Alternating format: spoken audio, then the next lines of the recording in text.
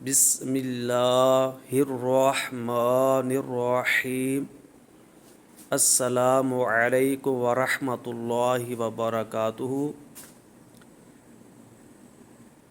تعوذ کے آخری کلمہ الرجیم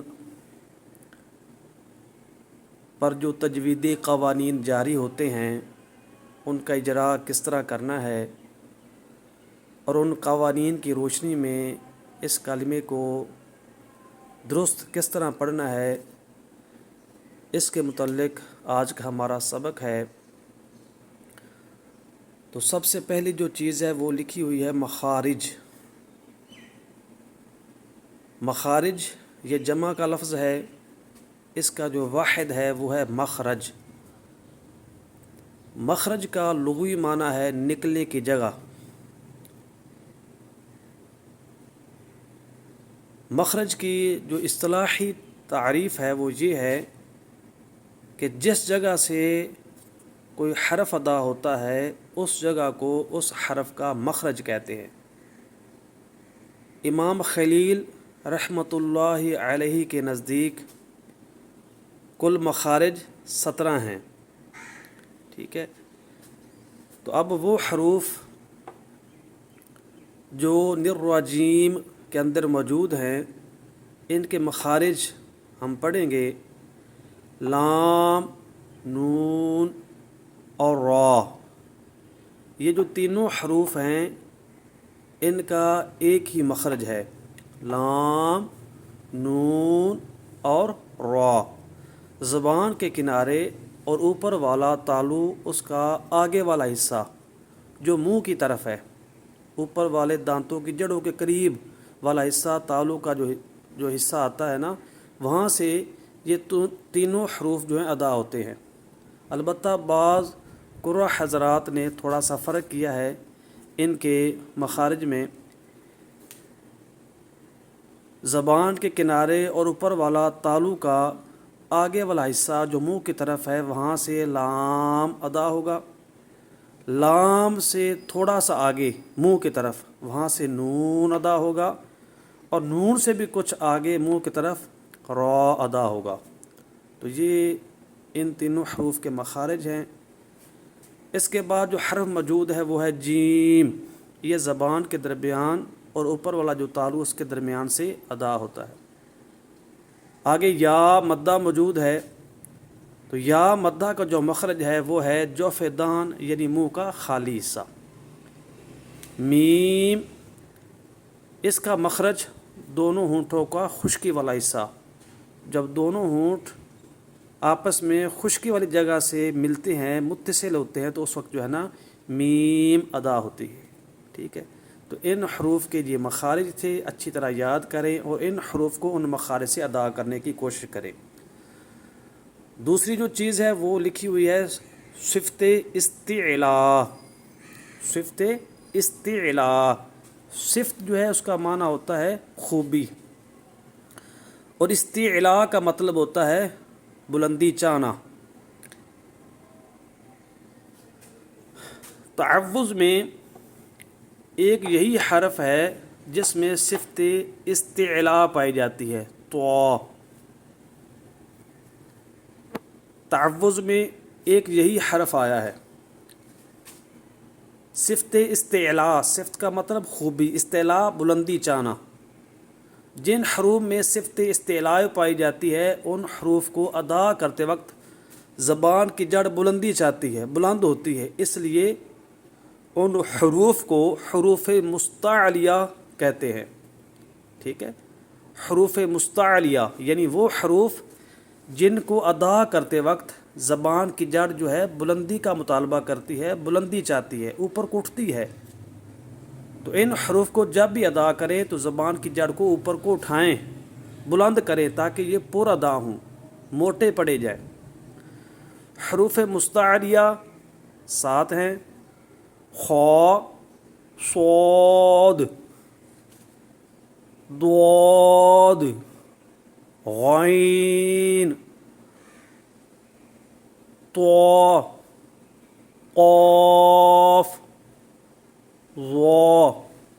یہ حروف ہے 7، ان حروف کو حروف مستعلیہ کہتے ہیں۔ ان حروف کا جو مجموعہ ہے وہ ہے خصادغتن قید، یہ مجموعہ ہے، اس کو آپ نے یاد کرنا ہے۔ حروف مستعلیہ ہر حالت میں پر یعنی موٹے پڑے جاتے ہیں، ان پر زبر ہو، زیر ہو، پیش ہو، کھڑی زبر ہو، کھڑی زیر ہو، الٹا پیش ہو، تنوین ہو، کوئی بھی ان میں سے آ جائے تو ان کو ہمیشہ پر یعنی موٹا پڑتے ہیں۔ اب طوا جو ہے یہ ان حروف میں سے ہے، یعنی حروف مستعلیہ میں سے ہے، لیکن آج بات ہم نے کرنی ہے را کی۔ را کو پر کریں گے لیکن اس وجہ سے نہیں کہ یہ حروف مستعلیہ میں سے ہے، ٹھیک ہے نا؟ تو وضاحت اس لیے کی ہے حروف مستعلیہ کی تاکہ پتہ چل سکے کہ را حروف مستعلیہ میں سے ہے یا نہیں ہے۔ تو را کا تعلق حروف مستعلیہ سے نہیں ہے۔ حروف مستعلیہ کے علاوہ کچھ حروف ایسے ہیں جو بعض صورتوں میں پر پڑے جاتے ہیں اور بعض صورتوں میں باریک پڑے جاتے ہیں۔ ان حروف میں سے ایک را ہے، اسی طرح لام بھی ہے، اور اس کے علاوہ واو مدہ، الف مدہ، یہ حروف بھی اس میں شامل ہیں، ٹھیک ہے؟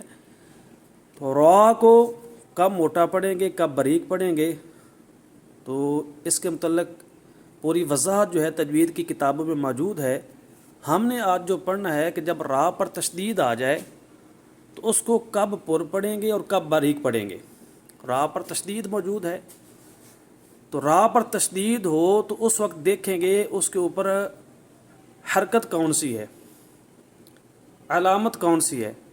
اگر زبر ہو، پیش ہو، کھڑی زبر ہو، الٹا پیش ہو، دو زبر ہوں، دو پیشی ہوں، تو اس صورت میں را جو تشدید والی اس کو پر پڑھیں گے۔ اگر را تشدید والی کے نیچے زیر ہو، کھڑی زیر ہو، دو زیریں ہوں، ان میں سے کوئی ایک علامت ہو تو اس صورت میں را کو باریک پڑھیں گے۔ چونکہ را مشددہ کے اوپر اب زبر موجود ہے اس لیے اس کو پر یعنی موٹا پڑھیں گے۔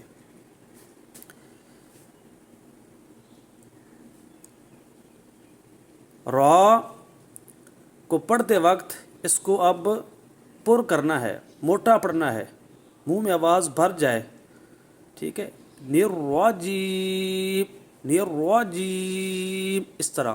لیکن پڑھتے وقت اس کو دراز نہیں کرنا، بعض لوگ اس کو دراز کر جاتے ہیں نِرْوَجِیب، تو یہ غلط ہے کیونکہ زبر ہے اور زبر کو بغیر کھینچے بغیر جھٹکا دیے معروف پڑھتے ہیں۔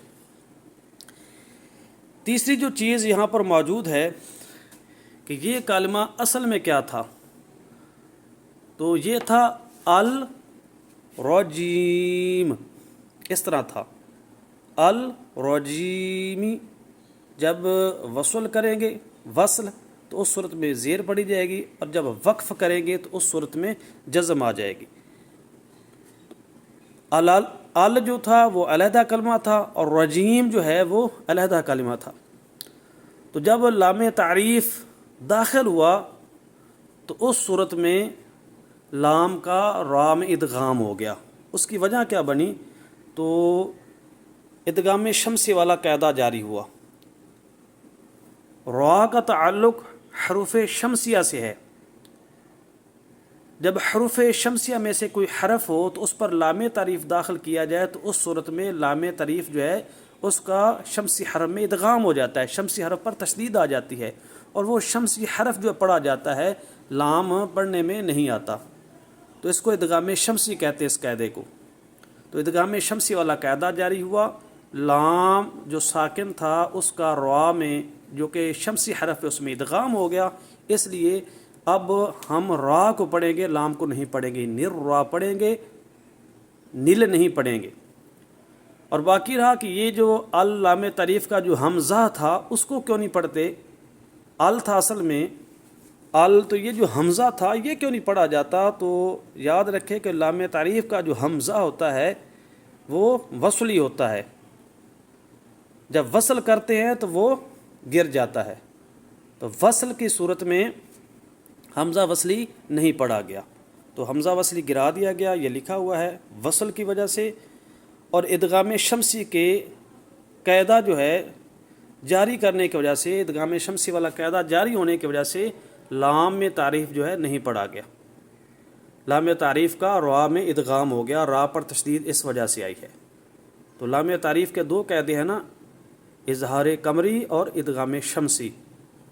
حروف قمریہ میں سے کوئی حرف آ جائے تو وہاں پر اظہار ہوتا ہے، لام تعریف کا اظہار ہوتا ہے، لام تعریف پڑھا جاتا ہے۔ حروف قمریہ کا جو مجموعہ ہے وہ ہے ابغی حجک وخف عقیمہ۔ ان حروف میں سے کوئی بھی حرف آ جائے تو اس صورت میں لام تعریف کا جب ادخال ہوگا، یعنی لام تعریف جب داخل کیا جائے گا تو اس صورت میں لام تعریف کا اظہار ہوگا، لام تعریف پڑھا جائے گا، کیونکہ اظہار قمری والا قاعدہ جاری ہوا۔ اور جب ان حروف کے علاوہ کوئی بھی حرف ہو تو وہ شمسی حرف ہے، جب اس پر لام تعریف کا ادخال ہوگا، یعنی اس کو داخل کیا جائے گا، تو اس صورت میں لام تعریف جو ہے اس کا ادغام ہو